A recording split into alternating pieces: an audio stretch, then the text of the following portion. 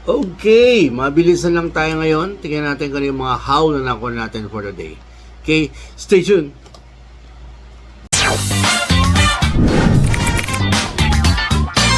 Nick Knock Talk. Woo! At ayun na nga, pumasal tayo ngayon sa Green Hills dahil meron tayong mga pipick up mga items na napalaman sa auction, no? And then, nagkataon may sale sa Bully Boy Collectibles at saka sa Big Boy Toys. Pero pipick upin natin supposed to be auction sa Big Boy Toys lang. Kaya lang, since sales na, so namili na tayo. So, yung mga nakuha item, no, isisay natin, tapos review natin kung para saan din. At mamaya, titignan natin kung gain tayo o loss no, sa mga nakuha natin. Okay?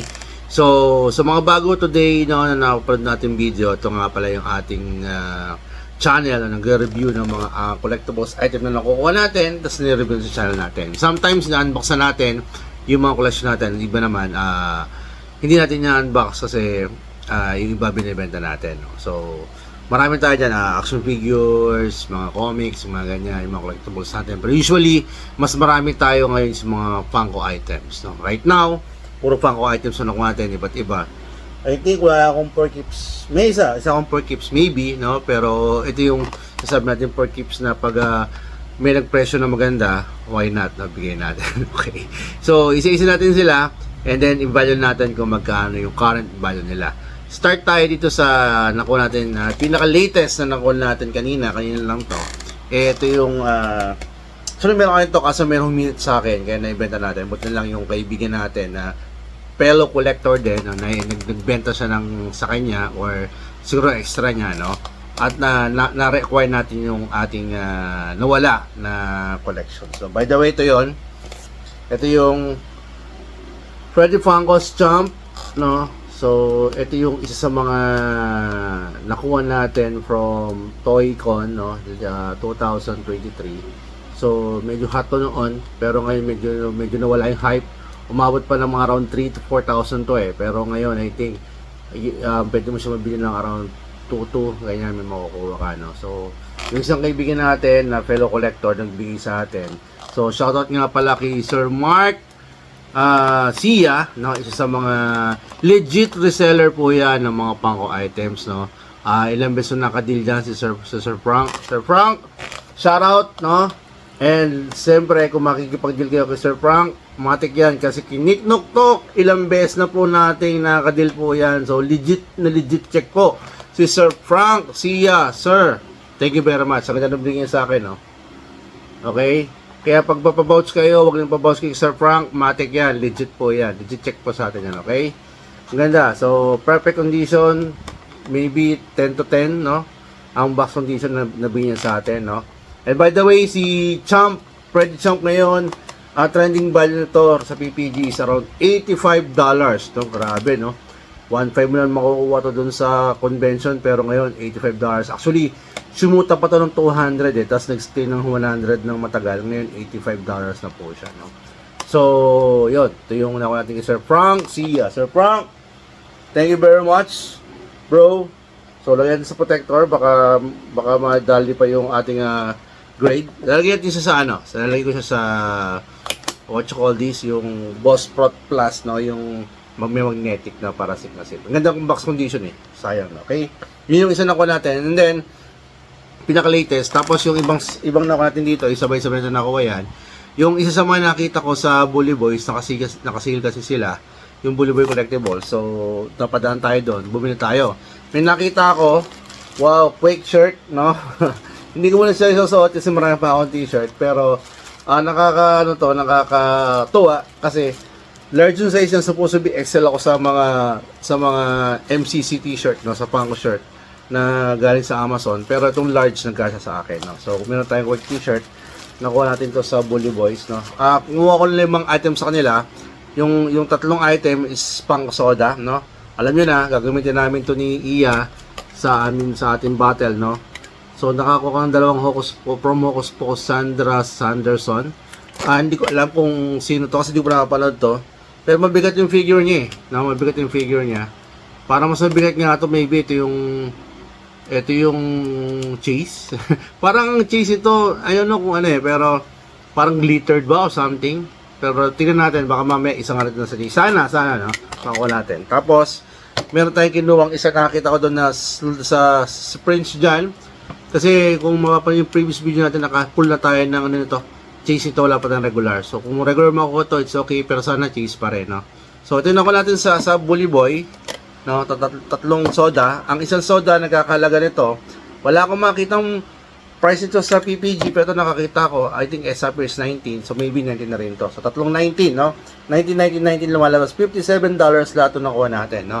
And then, nakakuha tayo doon kasi nakasil nga sila. Nakakita ko ng eto, Cad Bane. Okay, ito yung sa Boba Fett, alam ko, The Book of Boba Fett. Ito yung sa mga kalaban, no? Na parang cowboy siya na mabilis siya mag-draw. Nasa ano siya nasa ano ng mga seal, pero mapapansin mo, maganda yung box, no? Kaya okay na kuha natin. Okay, so ito, meron pupuntahan ito kasi binili na sa atin to, no? Napatan sa tropa na Star Wars collector, bibili niya to. By the way, si Cad Bane ngayon is nag-trending yung value niya is around $18 siya, na $18, okay. Saka nakakatawa to, guys, no? Maganda yung pagkakaano niya, maganda yung actually mga itong pangko na to.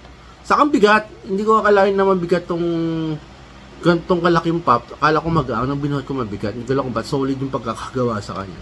Ang ganda to. Kung ano ka, Boba Fett fans ka nung series, dapat meron ko nito. Okay, so, Cad Bane $18. And then, ito yung nakuha natin sa mga, sa auction. Nagpa-auction si Big Boys. Nakakuha tayo ng mura lang, sobrang mura, no? Una nakuha natin si Mr. Garrison. Ang ganda ng box ito. No? Pero sa price niya, medyo may mga konting creases kahit sa taas na to. May konting, kita ba? Hindi kita. Pero sa akin meron ditong konting crease. Parang pag ano, no? Actually, siya creases parang gas-gas lang, no? Pero hindi naman siya talaga creases, no? Ito wala naman, no? Ito, tanda na ito, 2018 pa pala to, July 2018, no? Diba? 2018 ba? Yes, 2018. July. November 7, no? Noong 2018 pa. From South Park, no? Gusto kong buuin to kasi yung ibang South Park ko nabili na. Ngayon nakakita ng Mr. Garrison, no? So, meron akong makita nyo may parang sticker dito. Madaling tanggalin yan kasi nakapagtanggal na ako ng mga resident sticker na maayos siya. So, ginagamit ko lang uli. Cooking oil, tapos after 15 minutes, pag nababad na, gagamit ako ng cotton buds, no? Sa cooking oil, tapos 15 minutes cotton buds uli, warm water, kinukusot ko na natanggal siya. No? Okay, ito yan. So, si Mr. Garrison, to mura lang to, hindi naman kamahalan to. Tataka ko doon, specialty series, pero $16 lang, no? Mura lang siya. Mr. Garrison. Pero ganda niya actually. Sana kung makumpleto sana yung yung South Park makumpleto ko. No? Hopefully. Pero hindi ko lang kung magkano yung presyo ng mga actual South Park ganito sila. No? Cartman, sila Kenny, no? Sana makumpleto natin. Okay? Mr. Garrison. Ano to? Parang kulangot. May parang kulangot to. May kulangot si Mr. Garrison. Hindi matanggal. Hindi lang ko lang to Pero anyway, wala nang tanggal, baka mapunit pa. So, mamaya, alisin ko itong sticker na to, okay? And then, finally, may nakakuha tayo. This is not too much expensive pop, no? Sa auction nila nakuha ng Big Boys, no? At mura natin nakuha to. Hindi naman mura, pero I think tama lang sa price niya, no? Nakuha si Dan. Medyo rare na to. Wala akong makita ng ganon Street Fighters pop, no? Pero hopefully, gusto ko sila kompleto yun actually. Ito yung mga complete niya. Sana makompleto natin. Pero sana magkaroon ng Vega, no? Gusto ko yung Vega, Yung nakamaskara, yung mayroong plus, no? Sana magkaroon nun. Pero yung Kami, trip ko yung Kami. Of course, si Chun-Li. Rayon Ken, no? Lahat na. Kompleto na natin sana, no? Pero iba dito medyo pricey, Pero itong Dan ang cute, Ang cute kasi nung Dan, Ito yung comedy sa Street Fighter, Pero nung papansin niya, medyo madumi siya. Matanggal to kasi nakapagtanggal na ako sa may Dragon Ball ko. Yung si Shenron, natanggal ko yun, At yung box naman niya, medyo beat up na siya, no? Hindi naman ganun kaganda, pero yan, may parang natanggal lang sa pagkakadikit, siguro katagalan. Kasi ano pa 'to 2016 pa 'to, Tagal na 2016 no na pop, no? So lumalabas parang 2023 ngayon, Ilang years na 'to? 23, 7 years, no? Medyo matagal-tagal na, no? Yeah. okay pa naman siya. No? Sedan. So, sedan right now, nagkakalaga to ng $17.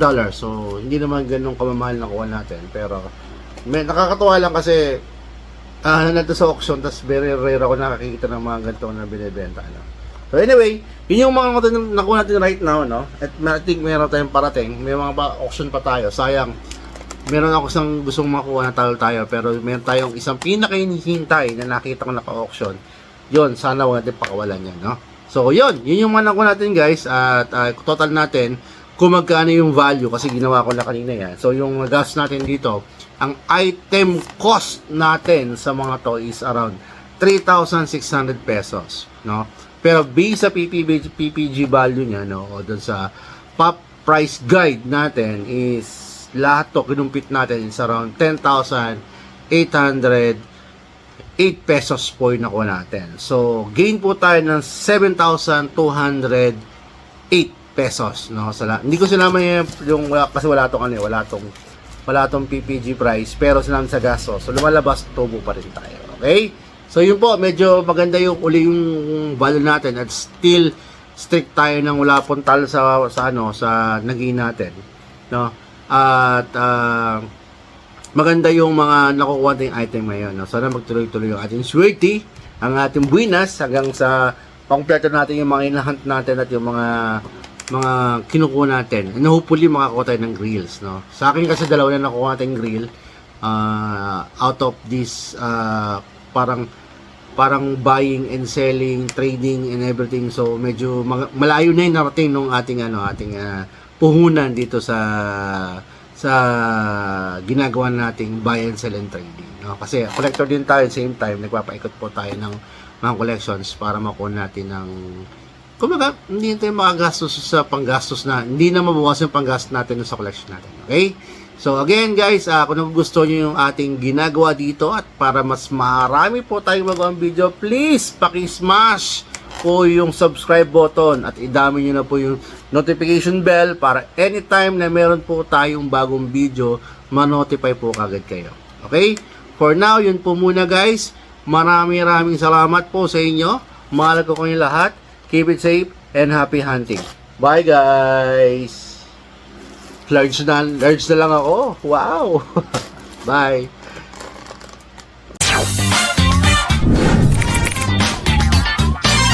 Nick Knock Talk. Woo!